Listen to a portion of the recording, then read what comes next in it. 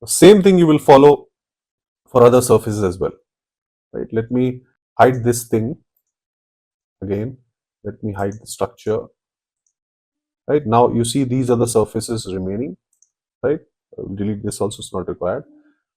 Same thing you can do for this surface. This is again all together. Just select the whole thing, or Control Shift, select this surface this time, and right click here, extract surface, and you can just select and you can isolate this. Okay, and then use the same curve from object, UV, right click, will give you an UV. This time, let's say I will offset and show you, let's say in this example, just for your help. So offset, okay, select curve to offset, and through point, you can do distance also, let's say 20. You want to offset inside. Okay, now instead of hatching in this outside, I will hatch inside, and select the curve, and I will bring hatch command, and let's use some different hatch this time. Okay, let's say I will use this grid. Same thing you have to do. Select this hatch pattern, explode it. Okay, extrude the curves.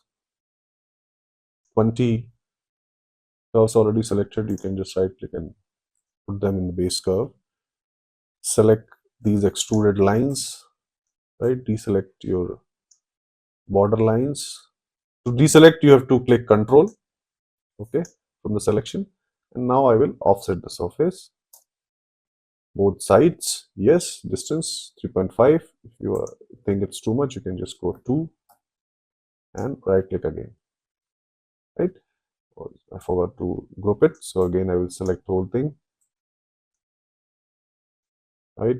Deselect this and group it. Now, if you want, you can hide this or delete this. We don't need it because we have got our object, and this whole thing becomes my base surface. Right? So same steps will be followed. I have surface ready here. Flow along surface. Okay. Select my objects. Right click. Base surface. Middle. And this also here in the middle. Perfect. Right. Bring everything back. And you can see I've got the grids on my surface. Now if I want, I can hide this surface and I can see the grids on over the structure, or you can just select this surface and make it as a glass also, so that it reflects like this. Cool, right?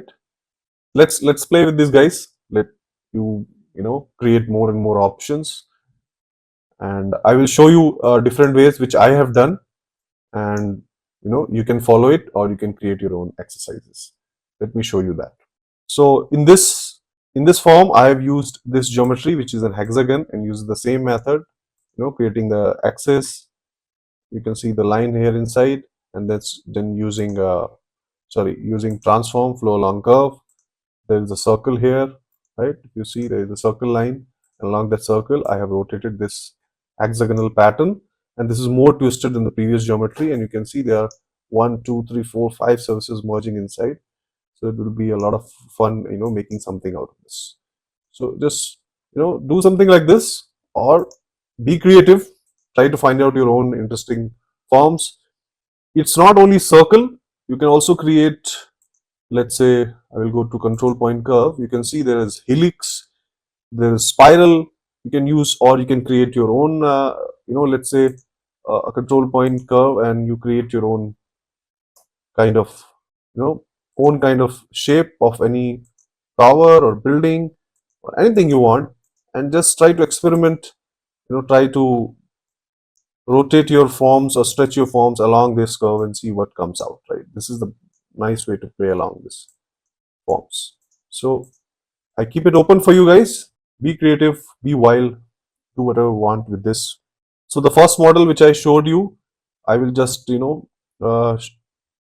just briefly tell you how I have put materials in this.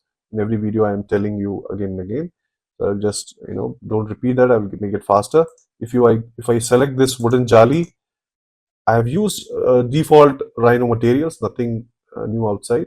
Of course, I'm not doing rendering videos now. Maybe in the end of the course, I will put few series of videos which will explain and will go in depth in rendering, and maybe I'll also explain some outside render engines like V-Ray, Maxwell and all.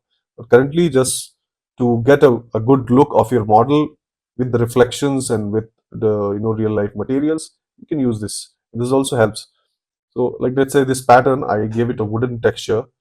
I will select object, and if I go to the material section of the properties, you see this is an Indian palm, which I have taken from the same library, which is the Rhino library. Right, in that library section there is a wooden section, and in that I have taken that. So you can play with this as well. Same location for all the materials. You see this poly surface, I'm using stainless steel material. This black one is kind of a plastic, but I've tried to create it like glass finish. And these rails, these structures are also of steels, right? So I've mixed in combination of steel, glass and wood. You can also play with different materials and get results something like this. Okay, you have any doubts, guys? Put it in the comment section and let me know. Or you can timestamp in the comment section and let me know at what part of the video you have confusion, so that I can clear it up. Keep practicing, guys. See you again with another interesting and more complex exercise. Till then, bye bye.